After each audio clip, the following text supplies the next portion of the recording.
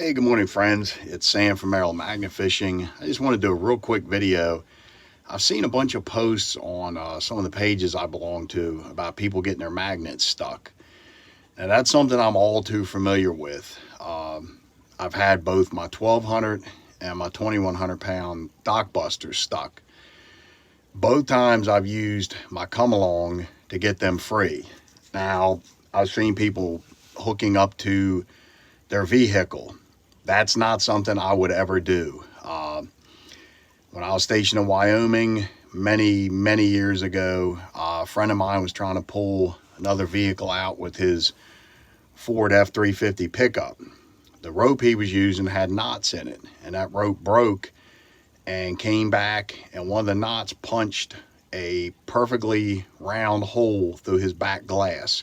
Didn't shatter the glass. It looked like you had just put a hole saw and cut a hole right through it. So I would never do that. I mean, if as a last resort you have to, place a coat, a blanket, something over that rope. So if it breaks, it'll deaden the rope. It'll keep it from whipping back. Now I went out yesterday to a new bridge and I got my 1,200 pound double side stuck.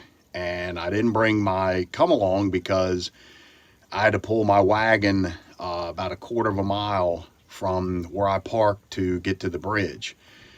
Luckily, I was able to maneuver the magnet enough to where I could get it free. I just would move back and forth and actually just slid up and popped loose. So, you know, that was one thing. If not, I was going to have to go and get my come along. But they're a very cheap investment. I bought a 5-ton, oh geez, probably 10 or more years ago for my old Jeep that I had to use for off-road recovery. I'm 56 years old. I've been driving four-wheel drives for almost 40 years now. So I got a lot of experience with high lift jacks, come-alongs, winches, etc. But you could pick up a 2-ton for relatively cheap, and just freeing your magnet up once, it'll pay for itself. What I like about come-alongs, it's a slow process. So once that magnet pops loose, you do have a risk, but it's not a big risk of that magnet flying back and injuring somebody. So, I mean, that's something just to keep in mind, because what we did, we put a towel along the, sorry about that, I'm dead tired, the piling to keep my rope from abrading. And even if the rope had broken, it's still, that towel would have deadened it from snapping back. But it's a cheap investment to me to have that come along.